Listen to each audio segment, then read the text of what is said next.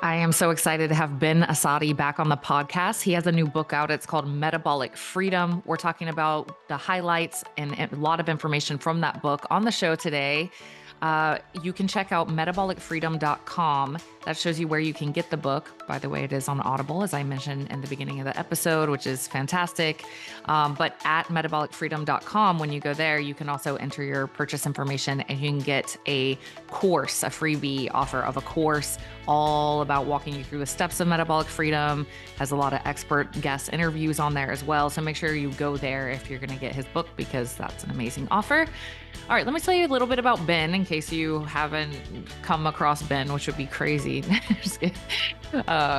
has really grown and it's so awesome to watch. But let me tell you a little bit about his background. So in 2008, Ben was an obese man who went through a personal health transformation of losing 80 pounds of extra weight and getting metabolically healthy. And since then, he's been on this mission to help 1 billion people live a healthier lifestyle, and started with a 10-year plan to help over 1 million people reverse their diabetes. So Ben's the founder of Keto Kamp. He has over 17 years of experience in the health industry. He has 4 best-selling books, and this newest one, Metabolic Freedom, comes out on May 13th. And published with Hay House. So congrats to Ben on that. That's so cool. A little bit more. He's the host of a top 15 podcast, the Metabolic Freedom podcast, which used to be the Keto Kamp podcast, and was awarded Keto Podcast of the Year in 2022 by the Metabolic Health Summit. He has a fast-growing YouTube channel with over 400,000 subscribers and 25 million views, and a TikTok channel with over 330,000 subscribers and over 50 million views. He's a keynote speaker, and just, all around amazing health professional. So we're going to get all into the major tenets of metabolic freedom. And if you don't know, Ben and I have had similar journeys, both in like mindset and seeing what's possible for ourselves and our lives, and also in terms of achieving this metabolic freedom, which we both feel that we're in, and we're big proponents of metabolic flexibility. So I love this episode. You'll see as you listen, I'm just like, yes, exactly. He even has a whole chapter about our beliefs and how they impact our physiology, which is a huge part of my work. So I'm so excited to listen to his book. When I say I'm reading a book, I really mean I'm listening on Audible. So I'm so excited to listen to his book. Before we get into the show, I also want to thank Palooza for sponsoring this episode. And if you haven't checked out Palooza shoes yet, you need to. This is Mark Sisson. Brad Kearns is also involved in this. They're like, 2 of the most iconic, amazing legends in the health industry, in my opinion. And Mark developed this shoe that has the 5-toe articulation, which I was very, very resistant to. They actually offered to send me some a few times, and I said no because I thought they looked nerdy and I didn't want them to waste a pair on me. I was like, Brad, I feel horrible saying no to you and Mark. You're like so amazing, but I'm not going to wear them. I'm so sorry. And he kept bugging me, and I finally did wear them, and I've just been blown away. I do notice a difference. I actually didn't know how I would feel about having the toes separated, but it just based off wearing them, I can tell that I'm walking so much more naturally, and I have actually come to like how they look because of how awesome they are experientially.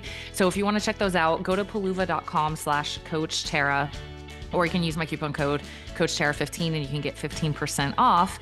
And while you're on the site, look at some of the educational materials. It's basically, there's a lot of us into this in the health industry, but we're trying to mimic the natural movement patterns of our body as much as possible versus wearing these shoes with these high heel lifts and squish toes. It does affect your biomechanics from the foot up, right? So the more we can protect our feet, because we need to wear shoes quite often, not always, but quite often, if we can protect our feet while also allowing our bodies to walk the way they were meant to, we're going to have better biomechanics overall, and we're going to have stronger feet. So palooza.com/Coach Tara if you'd like to check those out and get a discount. And all right, that's it. Let's go ahead and get into the show. Here is Ben Azadi. Okay, so Ben, I have to tell you, when I saw the name of your new book, Metabolic Freedom, this was my reaction, just so you know. In like my private time, as I saw the title, I like nodded my head and was like, yeah, good. That's good. Yes. And so let's kick it off with just like, what is your message with this book, Metabolic Freedom? Like if you had to sum it up, what's the message of the book? Well, thank you. First of all, I love you, Tara. I'm excited to be back with you here. Likewise. The word freedom means a lot to me. My last name, Azadi, translates to freedom in Farsi, and Farsi Oh, is the cool. language of Persians. Iran, they speak Yeah. Farsi. My parents are from Iran. I'm a first Mm. generation American, so I'm always Oh, aware that the decision my parents made in the late 1970s to come to the US where I was born gave me the freedom to enjoy life and live a life on purpose with my purpose with no restrictions in this amazing country. So freedom means a wow. lot to me, and metabolic freedom, I mean, we all want that. Unfortunately, 93% of Americans are metabolically handcuffed. They're in a metabolic prison. They're having symptoms. They have high blood pressure. They're overweight. They have weight loss resistance. You work with a lot of these Yeah. individuals, and they're struggling and they're looking for solutions. They want to feel better, but they feel Right. lost and hopeless and Yeah. helpless. And like I did for so many years, they're going to their Same. doctor, and the doctors are not asking them, what are they eating? How is your lifestyle? The doctor is thinking, what can I prescribe? So Metabolic Freedom is written for the masses. It's not a niche book. It's not a keto book or a fasting book. It's not a niche book at all. It's a book written for the 93% of Americans who are metabolically challenged to get them to achieve this metabolic freedom where they have amazing energy levels as soon as they wake up, which is sustainable throughout the entire day without having to rely on stimulants or snacking or glucose hits, where you achieve your ideal body weight and you look good and feel good and have your true personality to show up for your family, your job, your work, your community. And that's what metabolic freedom is. And that's what I want to give to the community. I love it. I love it, Ben, because we've both experienced this. Like we've both been that like exasperated, nothing ever works for me, like lived that life. And I would say I know we're both experiencing metabolic freedom now. Like it feels almost like it like breaks my heart, because I've because of what I've done to my metabolism, which we're gonna get, have you share with us a little more in a sec, but like it feels almost unfair. Like I feel like I have turned into the person that I used to be like, the freak, man. Like she's just eating like whatever seems like, and like, and now I feel like that person because of the deeper foundational work I've done with my metabolism and so Wow. many, a lot of our health pro friends, like, it's like it does feel like we've achieved metabolic freedom. We're not stressed out constantly about every calorie going in our mouths or something. We're making food choices and health choices from this much more free place. So I am so excited that you wrote this. And I mean, I know we all know that you're like, you love to get into the nitty gritty and explain it so well. So can you start by sharing just like some, without giving the whole book away, which real quick, I did pre-order on Thank Audible you. Thank you. and I can't wait to read it or listen. When I say I read a book, I mean I listened to I it on understand. Audible. I'm an Audible guy Um, too.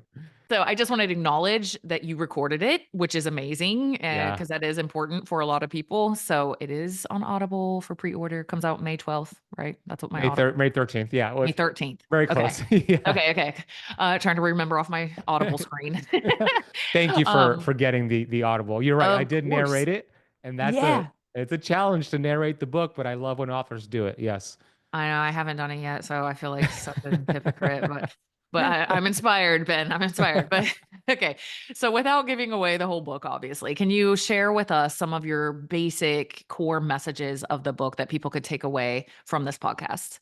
Yeah, when we think about the metabolism, I hear so many people over the years say, I have a slow metabolism. I want to boost or speed up my metabolism. And oh my gosh, ever since I hit 40 or 50 or 60, my metabolism just completely slowed down. And when I dug into the research on metabolism, I discovered, well, the metabolism isn't necessarily even working in speeds. It's either efficient or inefficient. Nice. And there was a really good study, and I looked at a lot of studies on metabolism, and I found, I think, the best one from Duke 2021.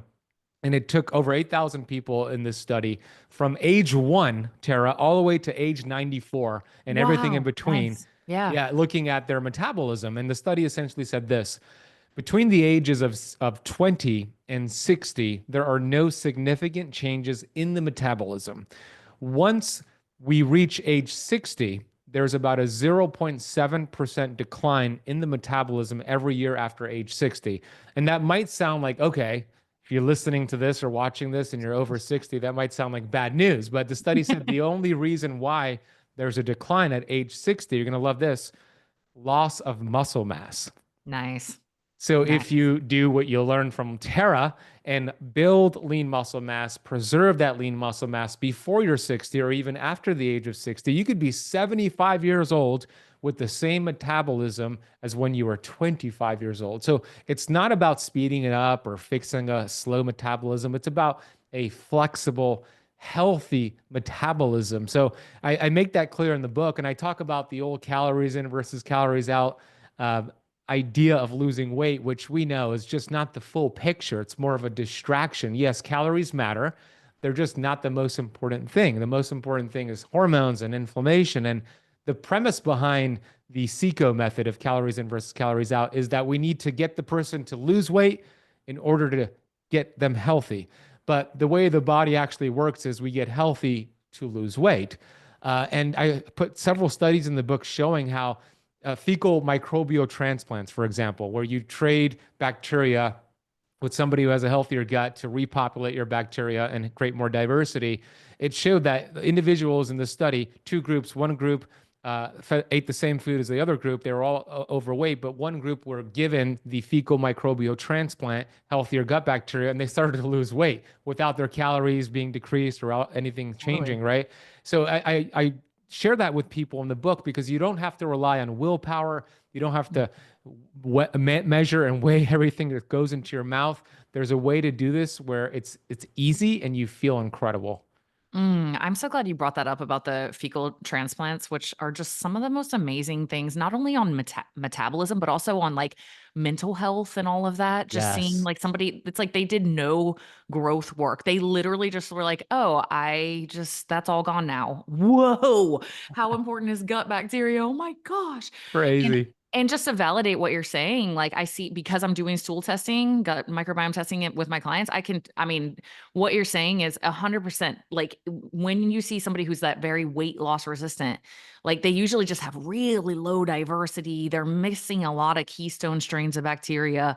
It's like, yeah, they might have some other issues too, but that's like kind of what I see. When I did my own stool test recently, like my diversity was really high. I'm not saying my gut was perfect. There's all sorts of things that I needed to work on, but I was curious about that, right? Because I'm like, dude, I seem to be in this kind of effortless, like I don't feel like I'm trying that hard anymore. And I wonder if my gut bacteria is correlated to that. And I did notice that both my alpha and beta diversity were a lot higher than I usually see on my clients, you know? Wow. That's cool. So, yeah. Okay, I have to ask you this because when people talk about metabolism, I feel like they almost think of it as like the little thing on the treadmill that's just like, how many calories did you burn? Like, it's just this very like blankety, like, is it fast or slow? It's just how fast are you burning calories? But like, curious, how do you look at metabolism when we're talking about like, you're talking about metabolic efficiency? Like, in order for someone to, quote unquote, have a fast metabolism, what does that mean to you? Yeah, it's a good question. I don't even think the goal is to have a fast metabolism Nice. because a lot of the animals in the wildlife that have the fastest metabolism have the shortest amount of Yeah. lifespan. So it's not about that. It's really about an efficient metabolism. So what is Yes. Nice. metabolism? It's, the Greeks call it transform. That's their term for metabolisms, transform, meaning we take whatever substrate is available. Okay, think about a substrate for your audience. That's macronutrients, protein, carbohydrates, fat, or your own body fat, or sunshine, or oxygen, whatever Yeah. substrate is available, and your metabolism transforms it into energy, where you produce energy, it feeds your mitochondria, and you burn fat. That's metabolic freedom. That's essentially what the metabolism is designed to do. Unfortunately, there are a lot of things that have interfered with the metabolism where it's not able to do that. The 93% of people that are metabolically unhealthy, and that's a 2022 study, it's not just a stat I made up, those people are stuck burning sugar and glucose. And there's nothing wrong using sugar and glucose as a fuel source unless you're only using sugar and glucose as a fuel source. So when you're stuck as a sugar burner, you have metabolic insufficiency. You're in a metabolic prison. You're relying on snacking and grazing and a hit of glucose every few hours just to give you some energy. Meanwhile, you're creating insulin resistance, prediabetes, autoimmune conditions, cancer, heart disease, a diabetes. So we want a metabolism that has the ability to transform whatever substrate is available for energy. Yeah. Yeah, the inability, I mean, both of us feel pretty strongly about like the inability to actually drop into ketosis, and you don't feel like you're going hypoglycemic if you don't have carbs Right. or whatever, is a huge factor in this. Yes. Being able to not be so dependent on incoming exogenous glucose, all the, food sources of carbs is a huge piece of this puzzle, which is speaks to your first book quite a bit. Yeah, and your book too. Yeah. Exactly. Which I have back here somewhere in my book Yeah, collection. I didn't even it's so funny because, like, I didn't even know, like, as I learned more about your book, I was like, "Wow, I didn't realize we were that aligned I on all know. that." Yeah, That's we're very great. much aligned. Yeah. We're both about metabolic flexibility. Yeah. Yeah, exactly. Because we both experienced freedom from that. We're like, "Dun, dun, dun, dun. We used to be really overweight and struggle forever, and now we're kind of in this easy street. So, like, hey, would you like to know how we did that? Okay, cool. Metabolic flexibility." That's exactly it. And, it's the insulin piece is really interesting, Tara, because I think insulin is the first domino to fall, meaning chronically high levels of insulin. It's the first domino to fall to trigger a cascade of metabolic diseases. And I have a whole chapter that I write about in the book. And what's interesting about the insulin part is that so many people hopefully are testing like a fasting glucose or an A1C, which is looking at the 3 month average of their blood sugar, but they're not testing a fasting insulin. And your fasting insulin changes years before any of the other markers change. The studies that I put in the book show there you could have full-blown insulin resistance, hyperinsulinemia for on average 6 to 14 years without your fasting blood sugars changing or your A1C changing because your pancreas is just so busy shuttling, producing massive amounts of insulin to clear the excess glucose until it cannot. And then your blood sugars rise, and then you're diagnosed with prediabetes. And if you wait too long, it's diabetes. So, a fasting insulin blood test is one of the most important tests that I would recommend to get done to see how healthy your metabolism is. You want to see that fasting insulin, ideally, optimally, between 3 and 6. That shows really sensitive hormone insulin. If it's over 10, and unfortunately that standard reference range is 3 to 26, 28, if it comes back as 17 or 21, your conventional doctor might not flag it as being a problem if they even order it, but that is a problem. Anything over 10 is a problem. So fasting insulin, I hope your audience goes and gets that done. Yeah, thanks for bringing that up. I recently had Western medicine doctor experience because, like, I just have really high deductible health insurance in case I like get in a huge car accident or something. So I usually just pay for everything out of pocket and stuff. And but my son is insured through his dad, and I just thought I'd share. When they ran his blood labs, I forgot all about this, that they don't, test it. So it was just A1C Yeah. and uh Fasting glucose. fasting glucose, Yeah. and he was super cool. I just messaged back. I was like, "Hey, could we come in again and could we just check his insulin too?" Because there was he's got some stuff I'm exploring in him right now, and he was like, "Oh yeah, sure." And I was like, "Wait, could we also run B12 and folate and give him like a bunch of other labs?" And they're like, "Yeah, sure." So that was cool. So Wow. just sharing, like, I can't speak for all doctors, but some of my clients also, like, who want to use insurance, almost every time their doctors have been very accommodating with that. So just if you are going through insurance, ask, right? And if not, you can just order them online through lots of different services. So Yeah, thanks for and bringing it's that not up. expensive either.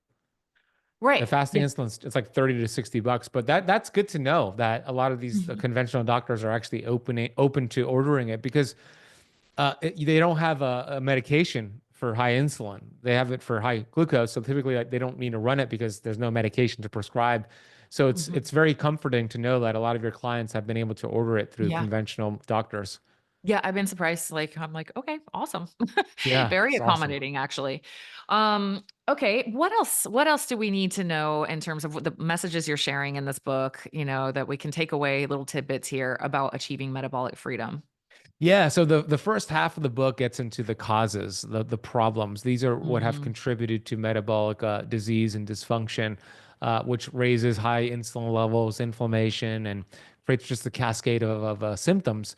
And symptoms are interesting because a lot of people have been brainwashed to believe that symptoms are awful. We should hate the symptoms we have. We should mask them, get a prescription to calm the symptom.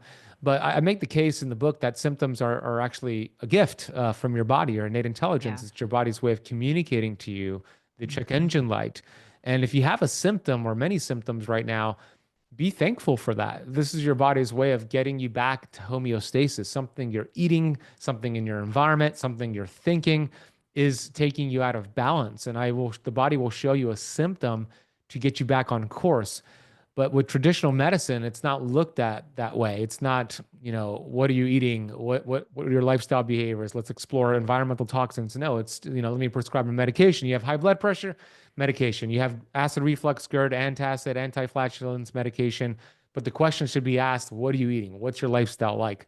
So the symptoms are a great opportunity to explore what is actually happening at a cell level, what's causing the symptom. And sometimes, a lot of the time, the symptom could be far removed from the actual cause. Let's talk about weight loss and being overweight as a symptom.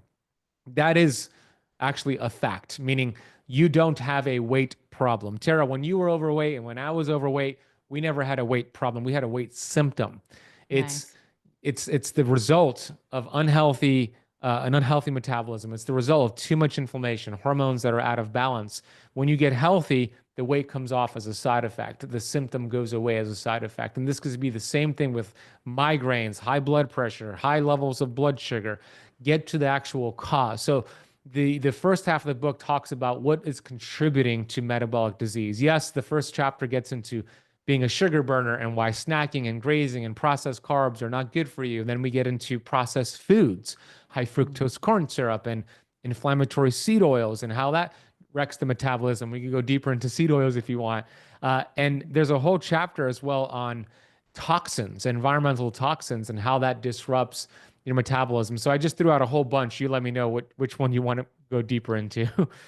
Ooh, so many. I mean, okay, I love what you're saying about the symptoms, first of all. And, when you're talking about grazing and snacking, that's standing out to me because I don't know about you, but I remember this, and I know a lot of my clients experience this. Was just this craving, like, right? Like, it was like, I can tell I'm not physiologically hungry in my stomach, but I need something yummy. I need something salty, I need something sweet, like, and I felt so trapped by that, like, it was like a gremlin had taken over my brain, right? Because obviously my leptin and I like to call ghrelin like a gremlin because that's kinda what Yes, it feels yes. like when it's out of control. It's just like, this little gremlin has taken over your mind and you're like, "I have to." I have to eat something, and obviously blood sugar dysregulation as well. But like, I know that when I was in that state, if I heard you say on a podcast, like, hey, got to stop snacking and stuff all the time, like, I would be kind of scared. I'd be like, "Ah, I don't know if I can do that because I need it sometimes." And that's part of it. Like, what do you recommend to somebody who feels kind of like trapped in that state? What information might they need to be empowered with? A couple of things, and that's a good point. First thing is that I think snacking is more of an emotional event out of boredom and lack of purpose. And when you start to actually have purpose and align yourself with that purpose, a lot of the snacking and the grazing goes away. It's really out of boredom. But let's Nice. say it's not that. Let's say it's, just you just feel like if you don't snack, your energy levels will crash. You're really fearful of that. By Mhm. by increasing your dietary protein and dietary fats, it helps you feel really full and satiated. I mean, we know this. We know protein, for Yeah, example, activates a whole bunch of hormones and totally. chemicals, right? Leptin, as you mentioned, leptin, cholecystokinin, peptide YY. These are all just signals to your stomach, your brain, you're full.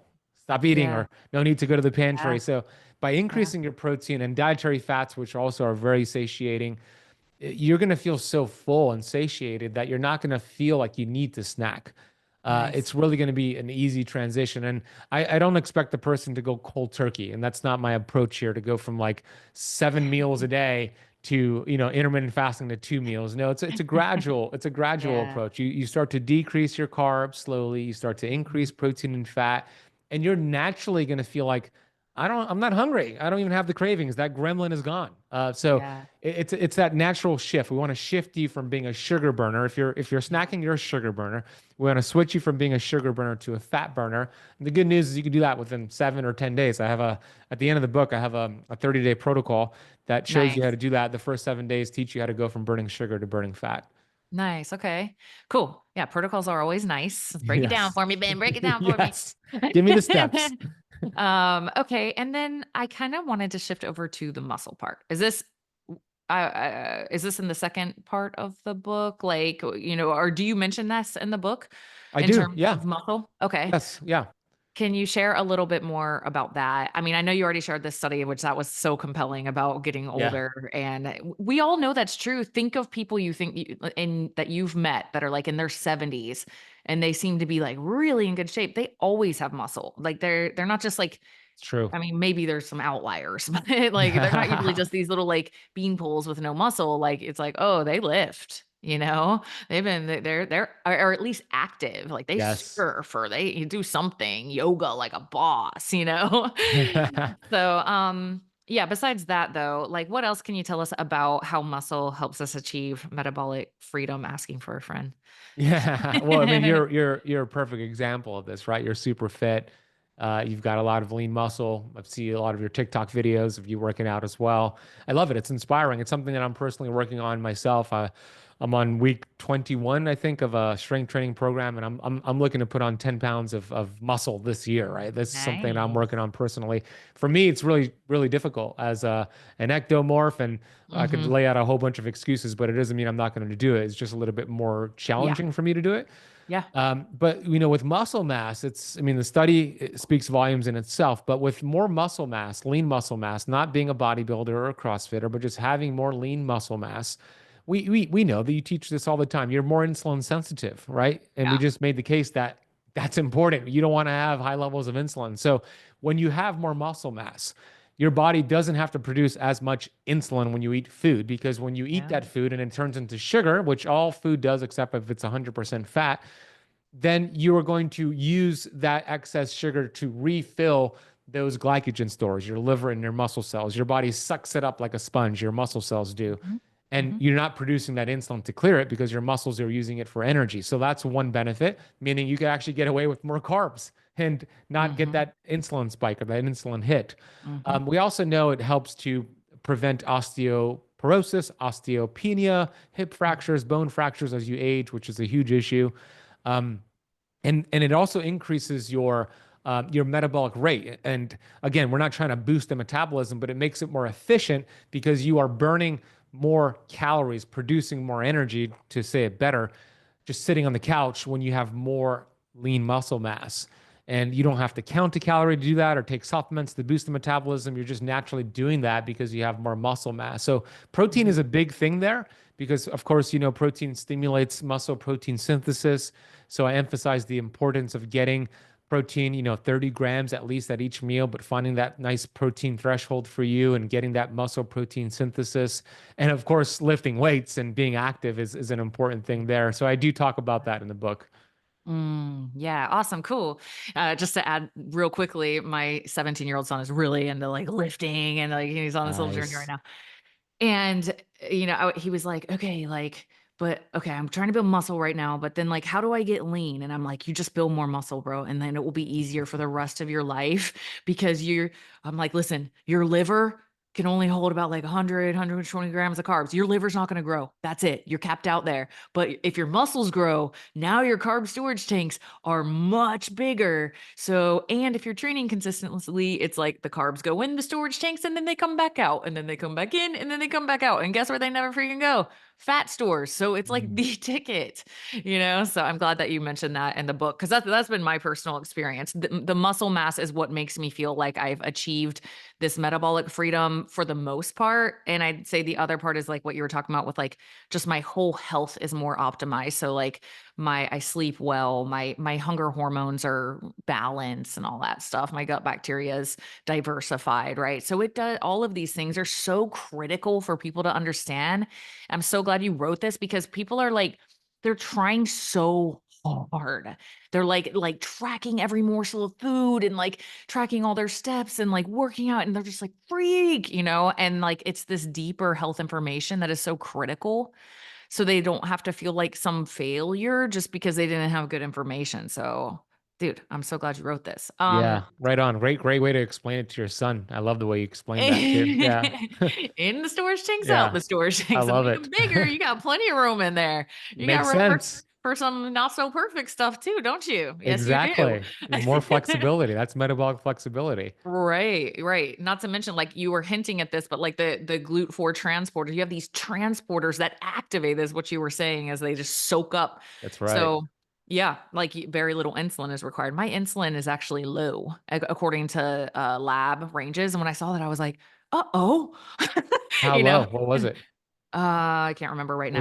Was it under 3? It was under 3, barely. It was like 2 point something. Okay. So at first I was like, do I have type 1 diabetes? Like I went on this whole tangent. But the only thing I can come to really is like, I think because I rely so much on like those GLUT4 transporters, plus I intermittent fast, whatever, I just don't, and because my blood sugar is all regulated, everything's good. So I was like, I maybe it's just, I'm kind of reliant on those transporters instead For of sure, you insulin. are. You can always look at C-peptide as well to see. Yeah, But true. but True. my insulin's usually 3.1, 3.2 last couple times I've checked. Okay. So not too far Okay. from you. Okay. Cool. Okay, good. Yay. Anyway, sorry guys. Inquiring minds might want to know. Um, yeah, let's go back to, I feel like you were hitting kind of on like seed oils and some of these things that you feel are really deterring people from being able to achieve this metabolic freedom. Would you like to elaborate a little bit more there?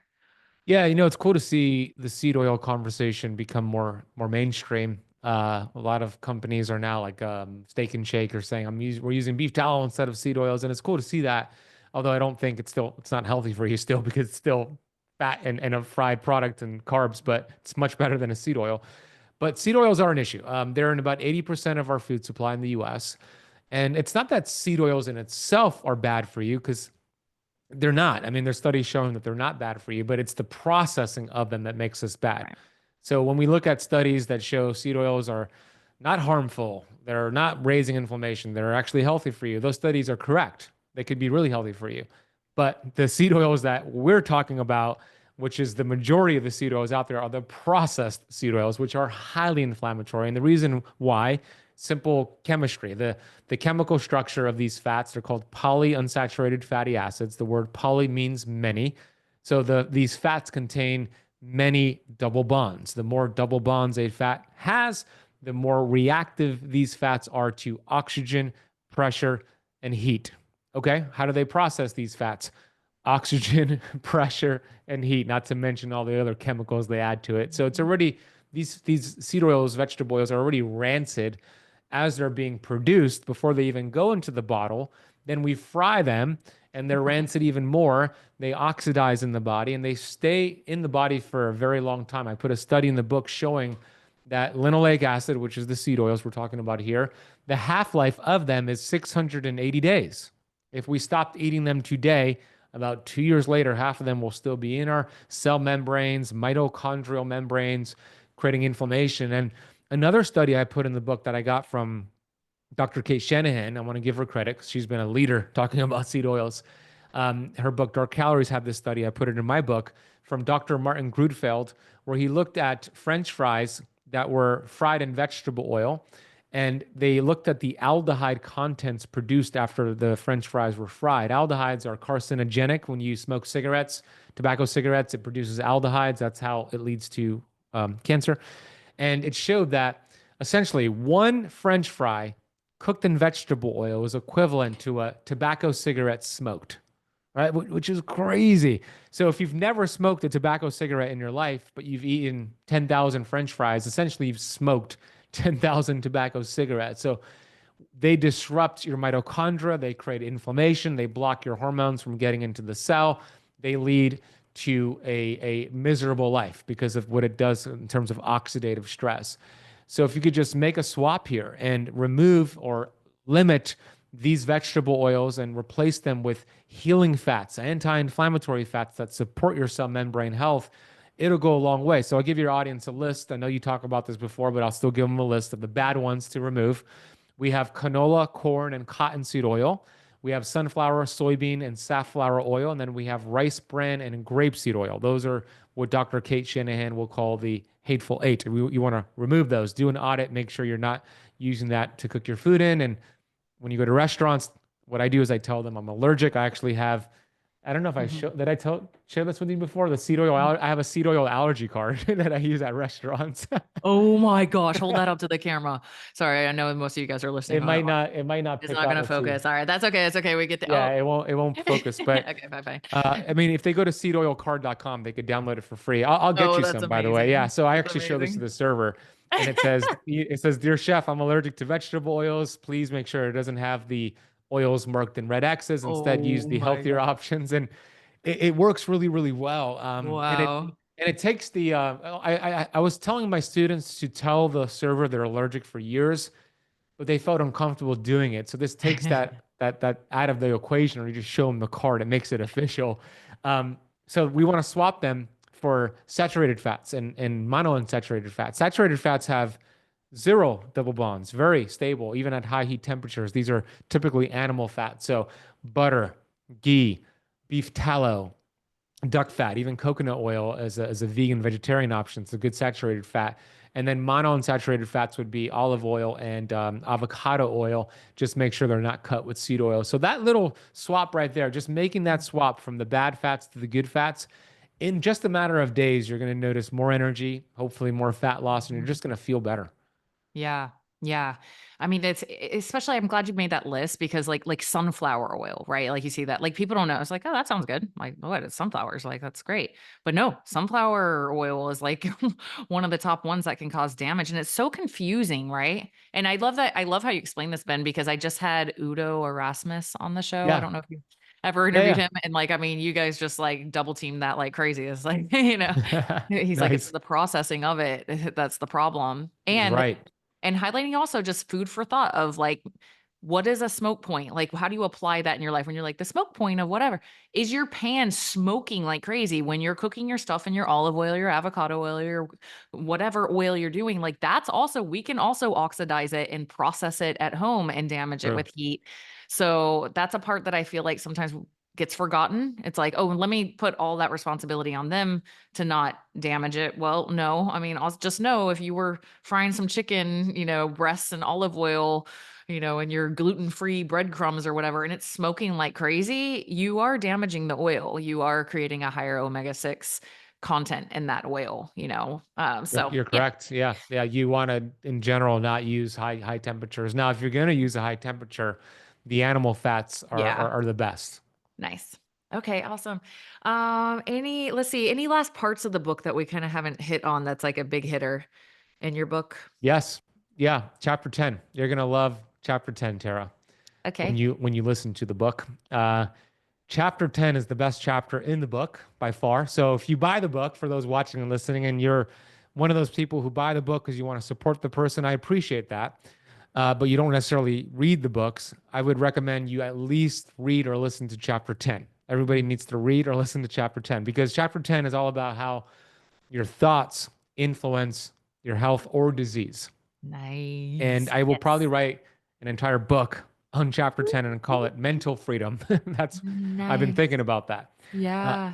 but it gets into the placebo effect, the nocebo effect, how your self image determines your results in life. And I'll just share a story with you that you will hear when you listen to it, but I'll share it right now. That's a very powerful story that illustrates how powerful your thoughts are. So I'll share it with your audience to get the sneak peek. This is a true story. Bob Proctor shared this. It was from the 1960s. And it was about a railroad employee. He worked on a train station inside of a refrigerator cart. And this guy was working late one night. He didn't realize how late it had gotten. And all of his coworkers had left. And he realized, oh shit, it's past 10:30. I need to go home. So he tried to attempted to exit that railroad or the refrigerator cart, but he was locked. His coworkers accidentally locked him in, and he's trying to open it up, but he was stuck. He's banging, nobody hears him, and he knew he was stuck there for the whole night, and he was freezing. So he decided to, well, first of all, his thoughts were getting the best of him, the worst of him, I should say. He started to freak out and panic, like, I'm going to freeze to death. I'm going to die here. Nobody's around for several hours. He started to really panic. And then he started to write on the wall and kind of document his journey throughout the night. So around 12 a.m., he wrote the words, it's 12 a.m. I've been stuck here for over 2 hours. I'm freezing. I'm not sure if I'm going to make it in the morning until the morning. At 1 a.m., he wrote the words, still freezing. Can't keep myself warm. Temperature keeps dropping. At 3 a.m., barely could stay awake. I'm going to die. 7 a.m. rolls around. His coworkers clock back in. They open up that refrigerator cart and they see that the man died. He froze to death. But here's the interesting thing about the story. When they investigated the temperature apparatus that he was looking at, it had been malfunctioning for days and it never dropped below 55 degrees Fahrenheit. Wow. Whoa. His thoughts created death. And I start the chapter off with that story, making the case that if your thoughts can do that, do you think your thoughts could heal you as well? The answer is 100%. It's actually the most powerful tool you have in your health toolbox. We have 60,000 thoughts every day, according to studies by psychiatrists. And they also determine that 90% of those thoughts, Tara, are the same thoughts from yesterday. And 85% of those thoughts are negative thoughts, what Zig Ziglar used to say, stinking thinking. And I say, if your thinking is stinking, your health is shrinking. And Dr. Bruce Lipton has proven with his research that every thought is a frequency that communicates to your DNA nucleus. And if it's a angry thought, hateful thought, resentful thought, bitter thought, the signal sent to your DNA produces inflammatory proteins, which shorten your telomeres and damage your DNA and essentially shorten your lifespan with a single thought. But if it's a loving thought, a grateful thought, a happy, abundant thought, same signal sent to the DNA, but now it's anti-inflammatory proteins. Your immune system is protected, your telomeres are protected, and you're extending your lifespan. So I think this, if we have 60,000 thoughts a day, which we do, that means we have 60,000 opportunities to put the body in an anti-inflammatory healing state every single day when you become aware of those thoughts and change your environment to feed into beautiful thoughts. So I love that chapter because it gets deep into the weeds of your thoughts and how it works on your metabolism. Well, I'm super happy to hear it. I mean, that's why I became a mindset coach as a health coach, because I was like, I can't do this without that side effectively. Yeah, I mean, we just finished in Higher, we just finished a whole month on Dr. Bruce Lipton and Dr. Joe Dispenza and I Byron love Katie it. combo on I subconscious love mind it. reprogramming. So, I mean, that is, you're speaking my language. It is, we forget about the placebo effect too much. It's like, hey, guys, did you remember what the placebo effect is? Yeah. That is somebody freaking healed their from a fake knee surgery because Yeah, they right. thought they did. Are you kidding me? Do we understand the implications of the placebo effect? Right? We're just like, Yeah. oh, that's interesting. They thought that, and it's like, no, like think about what that means. You're so So, right. You're so right, Tara. I actually share the origin story of the placebo effect in the book, where mm, it was in World War II. An anesthesiologist named Dr. Henry Beecher was working with the United States government and the military, and there was a German bombardment, and he was working in a medical tent with the U.S. military, and all these soldiers were coming into the tent with like terrible, terrible accidents, like bullet wounds, legs blown off, limbs blown off. So Dr. Beecher was administering morphine to these soldiers to stabilize them, which makes sense. So the ambulance mhm, can come, transfer them to the hospital, and perform surgery and save their life. But they ran out of morphine, and the nurse didn't know what to do. She was panicking, like, how are we going to save these soldiers? We can't stabilize them. So she put saline solution in the needles, salt water, told Dr. Beecher, I'm giving you more morphine. He had the belief he had morphine, and he told the soldiers, I'm giving you morphine. You're going to stabilize. We're going to save your life. And he would give wow. them the morphine, the salt water, Mhm. and most of them survived, right? Crazy. And then the war ended. Harvard studied what happened in this medical tent, and that's where the placebo effect started, at least the study of the placebo effect. But to your point, it is so powerful. Never negate the placebo effect. But remember, there's also the nocebo effect, which was the story I shared about the railroad employee. Mhm. Mm. Yeah, I mean, I'm like, from my perspective, all of our reality that we experience is placebo effect.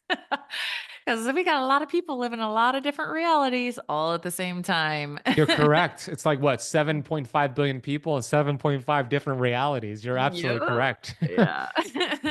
So thanks for bringing that one up. And yeah, just to kind of back that up in terms of metabolic freedom, it's something that I've been actively using with my clients. Like I'll have them read Bruce Lipton's book, and like the people who latch onto it, I'm like, okay, cool. And we go on a whole process with that. I've seen people like almost immediately, if they really latch onto it, not have big gut reactions to foods they used to because they didn't believe they Yeah. would. And they're like, my body will let me know, but who knows? Blah, blah, blah. Like letting go of chronic inflammation, like Lyme disease symptoms out of the wazoo. Like it's been so fascinating to be behind the scenes with people actively doing that in their health journey and like watching them talk about what they're experiencing. I mean, yeah, I'm a believer because I witness it all the time. So I'm so glad that you brought that up. So I guess we can kind of just double whammy for the listeners, like choose what you Mm, believe about your health. Choose it. mm, Right. We're not saying, yeah, you don't technically have hypothyroidism or Lyme disease, blah, blah, blah, but don't say that anymore. Just mhm. quit identifying with it. Quit saying, That's I right. have hypothyroidism. Stop saying that. Like we know the labs show that, but stop saying that. Just say, like, my body is letting me know what it needs. I'm here to Mm, support my body in whatever way I can. It's struggling with this right now. mm. Right. And I'm helping it. And we're figuring this out. Right. It's so, because you can become identified and it's just like the guy in the freaking fridge, the 55. Yeah. Although living in Hawaii for almost 2 years now, like, I feel like I could probably die being in a 55-degree. Well, good thing you're going back to Utah in the Yeah. summer. I've gotten Jeez. so weak, dude. The cold I plunges get it. have I'm in been killing. Miami. I understand. My cold Yeah, plunge is set to 50 and that's freezing for me. I know. I hope I make it at the cold plunges at my You're retreat. you're gonna you're gonna adapt just fine. You're used to it. But no, what you just said is so important. I think that's everything. You know, I stop identifying with the diagnosis, the disease, the symptom. It's not you. It's not your self-image. For me, whenever I talk about autoimmune Raynaud's, which is something I had, I always reference it in the past. Had. I Yes. had Raynaud's. I never say I have Raynaud's. I had autoimmune. We need to Mhm. disconnect because if we don't, to your point, we develop a self-image Yep. with that diagnosis, with being overweight, with being obese. And I talk about the self-image in chapter 10. We Nice. need to change that self-image. You Mhm. cannot outperform the self-image. I get into you're gonna love chapter 10. I can't wait for you I to know. listen I to can't. I'm it. gonna be like, yes, right. Yes. Yes, you're gonna be like, yeah, this is exactly what I teach. So there was a have you heard of the book Psycho-Cybernetics by Yes. Maxwell Maltz? Okay. Yes. So I talk about it in chapter 10. And for your audience, this was a plastic surgeon, world-renowned plastic surgeon from the 1950s, I believe, 1960s, long time ago. And he would perform plastic surgery on individuals who had really severe facial disfigurements. Now, these individuals were unhappy, they were depressed, they were really self-conscious. They were not living a good life because of these facial disfigurements. So they would hire him to perform the surgery. And he noticed that after performing the surgery, removing the facial disfigurements, nothing changed in their life. They would literally look at themselves in the mirror and still see themselves with the facial disfigurement because they identified with that as their self image. So they were still unhappy. They were still self conscious. They were still depressed. It wasn't until he changed their self image that their life changed. Same Mhm. thing with what you just said. And I see it all the time in the weight loss space here with identifying as being an overweight person, an obese person. You make a conscious decision to change, and then you course correct to match the self image by sabotaging yourself because you never change the self image. So in the book, I actually give a specific affirmation. It's actually part of the 30-day protocol that you write Nice. down. And I do this with all of my self image things that I change. You literally write down the affirmation in present tense, and it's part of your protocol to read Yes. it all day, every morning, until you replace that old Perfect. conditioning in your subconscious mind. Hell yeah. It's critical. It's critical. You It's have to. everything. Yeah, I cannot vouch for what you said enough, and that is how I got fit. That's what I did. I've always played mind tricks on myself, always. Like, I feel like that's what kinda got me through school is like, how can I think about that in a way that, and, that's what I did. I literally just was like, "I'm super fit. I am super fit. Oh, I that's not me. love I know it. that looks like that in the mirror, but that's not me. I'm super fit. And I just I don't know. I figured that out. And now, like, it's always self-image. If you're struggling with money, start with I am wealthy every That's morning right. and visualize yourself being wealthy. That's What do I right. do today? How do I show up? What's in my life that I used to not have, which is actually today, but you're thinking I used to not have, but now I do, right? And getting that new identity is everything. We're both mindset like obsessed Yes. human beings, and learn from many similar teachers in that realm too, right? Like Bob Proctor was a big part of my intro journey into the mindset world, professionally. And they all the greats talk about this. Yeah. Your identity, how you see yourself, your self-image, as you say, will dictate the results that you get. So of course, that also applies to our bodies. If it's I'm fat and I'm ugly and I'm less than, and then you better fix that self-concept first, or you're going to continue to get that. So I love that you included that, Ben. This is so good. Thank you. Well, I guess for the sake of time, we should probably cut it off, but I want to encourage you guys. Do you have a specific place you recommend they go, like a website to get the book? Yes. Yes. Yes. Thank you for asking. And thanks for the amazing conversation. I've Yes, enjoyed it so much. likewise. Yeah, same. The book is out May 13th. It's published with Hay House, which it was interesting because uh, Dr. Wayne Dyer made a huge difference for me, especially when I was depressed and suicidal back in 2008.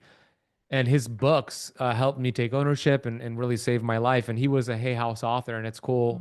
This is my Mm, first published book that's with Hay so House. Yeah, it's just cool. I such a didn't even cool, realize that. That's so yeah, awesome. so such a cool full Yay. circle moment. Mhm. And the book is out May 13th, hardcover, Kindle, Audible. We have a special place for your audience to get a free gift if they want it. I have an entire course I built out on the metabolism, 12 lessons, where I go deep into the metabolism, talk about ketosis and fasting and other ways to really improve the metabolism, along with exclusive interviews for the course with Dr. Jason Fung, Dr. Daniel Pampa, Mm. Megan Ramos, and Cynthia Thurlow. And all that is free when you go to metabolicfreedombook.com. You'll see several retailers to buy the book. And then once you buy the book, you go and put your name, email, and then order number, and then you'll be instantly sent login access for the course with the interview. So it's metabolicfreedombook.com.